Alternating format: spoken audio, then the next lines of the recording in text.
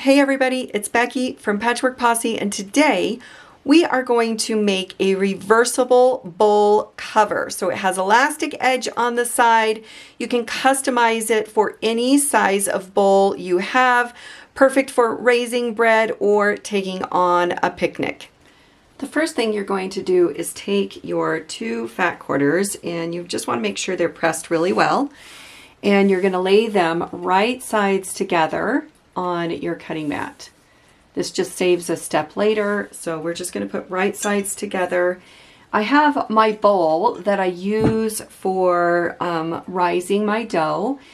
What you're going to do is mark on the fabric 2 inches past the bowl rim. So you want to make sure that you're far enough away from the edges and stuff, so when you make your marks, they're not going to be off of the edge. So what I'm going to do is I got like a chalk pencil or mechanical pencil will work, but I'm going to run around and just mark my ruler, or take my ruler around the edge, and I'm going to mark all the way around. Now another option, if you think this might help a little bit better, would be to trace your bowl onto your fabric and then mark from there. That way you can get to all the sides, and if the bowl shift, it won't cause you any issue. So now I have my bowl marked, and I can just continue on what I was doing before and just marking 2 inches. Now you are going to kind of connect these, and so you want your markings pretty close to each other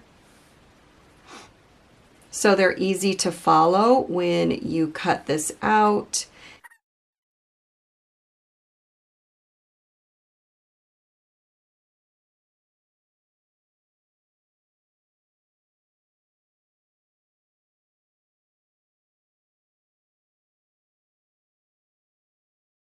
Once you have this all marked, I'm hoping you can see my markings, we are going to just take our scissors and we are going to cut on those markings. So what I want to do is I'm just going to pin my pieces of fabric together because I don't want this to shift when I am cutting. I really want everything to stay where it's supposed to.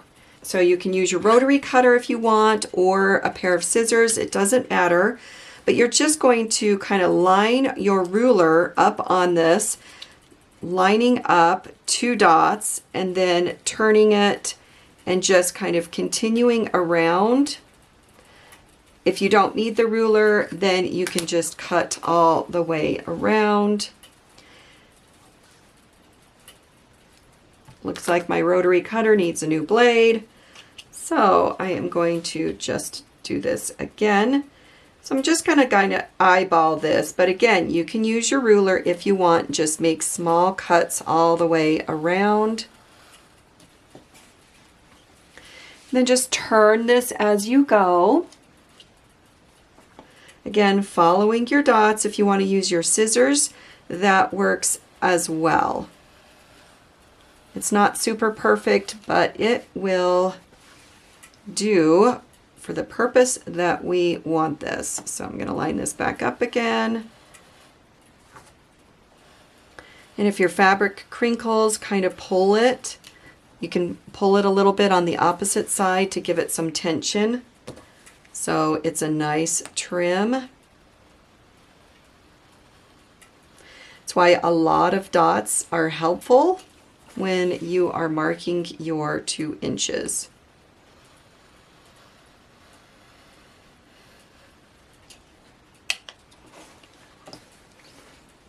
All right, with that finished, the next thing we're going to do is take this to the machine, and we are going to stitch all the way around, leaving like a 2-inch or a 3-inch opening. So just leave enough space that you are able to turn right sides out. So I'm just going to take this, and this is a 1/4 inch stitch all the way around. All right, now I have this all sewn.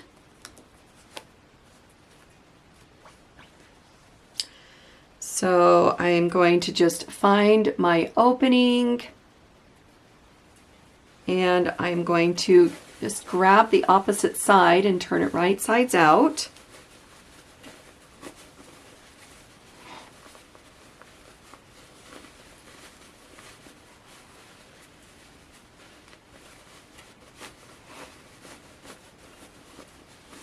Once it is right sides out, you're going to need something to go in and push these seams out. So I've got my magic seam wand, which works really well in pushing these seams. So I can place it on my cutting mat, and then I can get that end all the way to the edge and kind of push my seam out.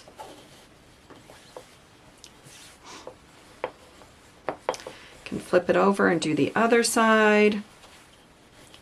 But you just want the seam to be pushed all the way out, because you want that seam to be nice and no puckers or rollovers or little tucks in there. So you're just going to push your seam out. If you have a turning stick, those work really well too. Even a pencil works. After that is done, we are going to take this to the ironing board, and you are going to press the whole edge. All right, with that all pressed, let me show you really quick. This is what you want your edge to look like. So you want that seam to be pushed all the way out. While you're pressing it, if you need to kind of rub your seam to make sure it lays nice and flat, go ahead and do that. When you get to the opening, just push the raw edge inside, and then kind of make sure it's curved a little bit, and then give it a good press. So we want to leave this open for right now because we need to make a channel for our elastic to go into.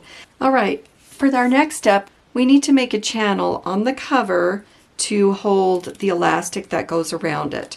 And so if you need to, you can go ahead and mark like 3/4 of an inch or an inch past our seam. So I'm just going to make a mark so I have a reference where I can start.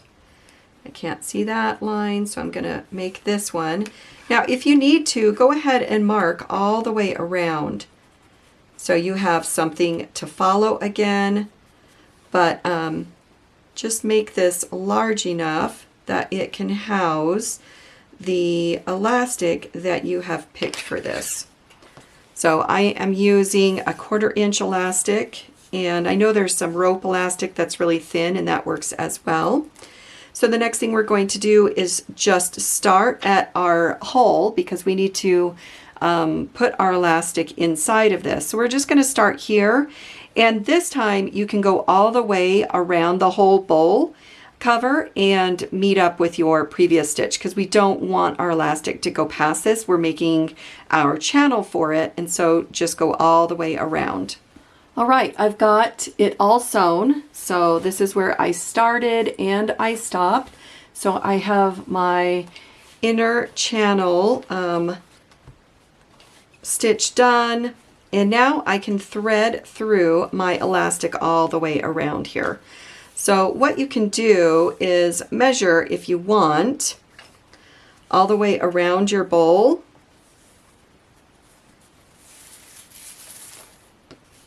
With your elastic, and then you can subtract like 2 or 3 inches.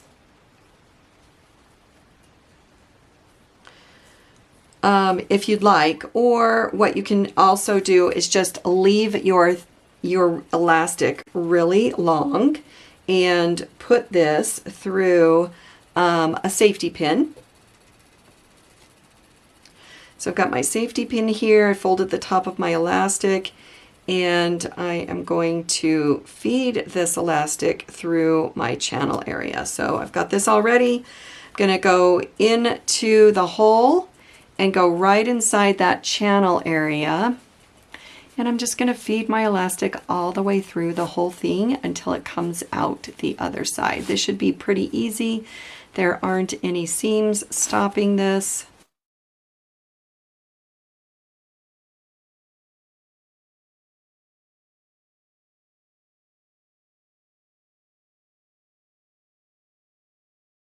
All right, I'm at my hole, so I'm just going to pull my elastic out. Now what I'm going to do is kind of push the end of the elastic so it starts to gather, but I want more of this fabric to be distributed around the elastic. So I'm going to just kind of push this all out. And then I'm going to grab my bowl.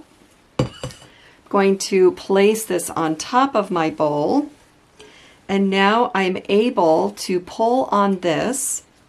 So make sure it is covering everything, and now hold this down, and you need to hold on to also your safety pin.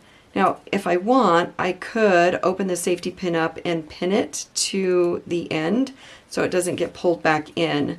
But it's just as easy to just hold on to that tail. And now I'm going to make sure this is staying down on the bowl. It's wiggling around. And I am going to pull this elastic until it feels really good and snug and won't be coming off the bowl. Once I have that, I'm going to just keep my pinch right here. And I'm going to take this over to the sewing machine, and I am going to stitch this down. Now, if I want, I can mark on here on both sides of the elastic, marking my measurement just in case I lose this or something like that. I have this marked, and so I can find my two spots again, line them up, and stitch them. All right, with this all stitched, I'm going to remove my safety pin. I can snip this extra elastic off, and now I can go ahead and kind of stretch this back out. What I want to do is hide my elastic inside of my opening. So if I need to move things around, go ahead and just tuck this in. And I'm going to take this over to the sewing machine, and I am going to stitch my opening closed. All right, with that, I have my opening all closed. I can kind of play around with my elastic a little bit to distribute the elastic. But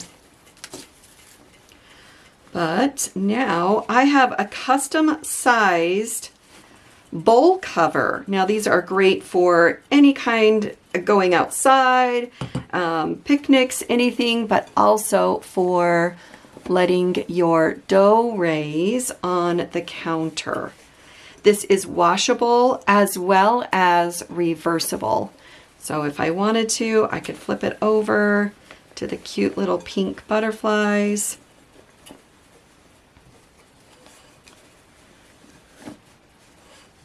So that is how you make a reversible bowl cover with an elastic edge that is customized to the size of bowl you need it for.